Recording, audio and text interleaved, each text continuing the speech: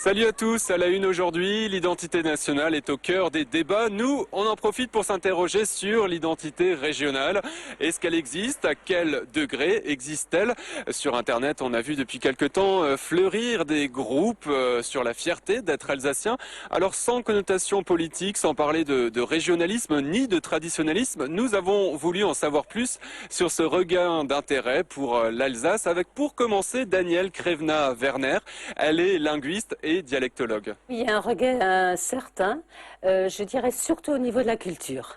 Au niveau de la langue aussi, mais disons c'est un regain plus général au niveau de la culture, puisque même des personnes qui ne sont pas, qui viennent d'ailleurs, qui ne sont pas, disons, alsaciennes de naissance, commencent vraiment à s'intéresser, mais vraiment beaucoup à la culture, et découvrent, je ne sais pas, enfin des choses tout à fait auxquelles ils n'avaient pas fait attention jusque-là, mais maintenant, subitement, on a envie de savoir d'où viennent certains éléments de la culture, ce qu'ils ont de commun aussi avec du côté badois, au côté allemand, autrichien, avec d'autres. Oui, il y a ce côté aussi. Les gens ont envie de comparer aussi beaucoup. Et les gens commencent quand même à se poser des questions en se disant, mais si on ne fait rien, ça va se perdre. Donc je pense que il y a l'idée maintenant de quelque chose qu'il faut retenir. Fier d'être alsacien, c'est surtout aimer sa région. Ça évoque un lien, comment dire, très affectif et très affectif, culturel, un lien très fort avec la région. Et c'est ça la fierté. Sinon, je pense que dans chaque région, on peut être fier de sa région. C'est une question de l'aimer, d'être d'accord avec son, comment dire, avec ses origines, avec sa culture. Et ce n'est qu'en étant bien avec soi-même, je pense que vous le savez bien dans votre profession, c'est qu'en étant bien avec soi-même qu'on peut être bien aussi avec ce qu'on rencontre. L'identité régionale, on en parle et on s'en moque ici au théâtre de la Choucrouterie à Strasbourg, un théâtre de culture régionale. Se tient en ce moment la revue satirique Crise et tout sautement, dans laquelle on aborde justement la crise, la grippe et les problèmes d'identité.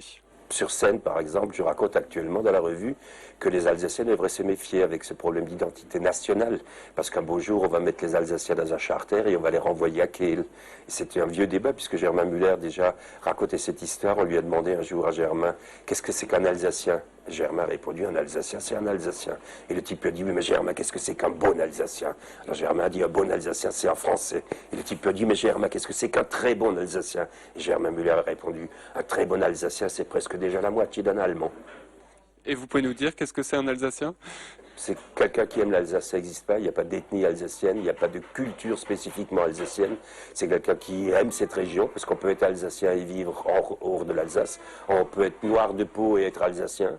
Et en vivant en Alsace, on peut être pas du tout dialectophone et aimer l'Alsace et vivre en Alsace. C'est quelqu'un qui respecte simplement cette différence alsacienne par rapport à d'autres cultures, qui est une différence culinaire, de langue, d'architecture, etc. C'est une espèce de droit d'être différent. Et ça, c'est formidable de pouvoir être différent, parce que chaque différence, c'est un plus, chaque langue est une liberté supplémentaire, une fenêtre ouverte sur la liberté. Et c'est ça ma défense de l'Alsace. C'est pas une Alsace, c'est des Alsaces, c'est des centaines d'Alsaces différentes, autant qu'il y a d'habitants. Ma réponse à cette gigantesque farce sur l'identité nationale qui n'est après tout qu'un coup politique par rapport au régional, il faut quand même à un moment donné le dire. Ma réponse, c'est d'organiser le 1er, le 2 et le 3 avril un énorme festival de blues dans toutes les langues. Et jusqu'à présent, vous avez le scoop. Il y a déjà 45 artistes qui ont accepté de venir chanter dans les langues les plus folles. Il y aura du blues en yiddish, il y aura du blues en anglais évidemment, en alsacien, en français, en badois, puisque nous aurons probablement la chance d'avoir Gerd Pirsner, qui est un chanteur badois, qui sera accompagné au violoncelle par Monsieur Petri, qui n'est autre que le maire de Kehl. 45 groupes en 3 jours, avec une fête énorme pour dire que la différence, justement, la différence, c'est un plus. Et être respectueux de la différence, c'est un pied énorme. Qui dit culture alsacienne dit bien évidemment dialecte, les deux vont de pair. L'alsacien est enseigné un petit peu partout en Alsace, comme à l'Université populaire de Strasbourg. Nous étions hier soir à un cours d'alsacien destiné aux débutants. En principe, le public, il y a des jeunes et des vieux, mais leur motivation est différente. Les jeunes, ils viennent tantôt pour rattraper quelque chose qui leur manque ou qu'ils ont loupé, c'est-à-dire des Alsaciens de souche qui n'ont pas parlé alsacien à la maison et qui le regrettent maintenant, trouvant qu'il y a une partie du patrimoine qui leur échappe.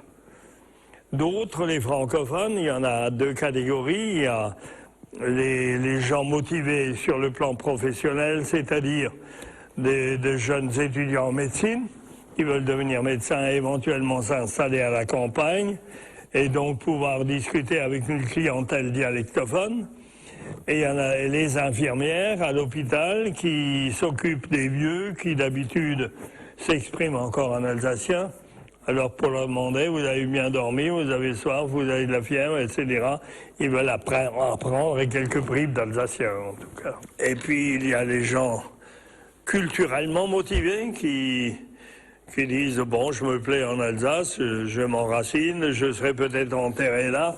Donc les Alsaciens sont des gens sympathiques, qui aiment rire, qui aiment blaguer, alors j'aimerais comprendre ce qu'ils racontent. Voilà ça.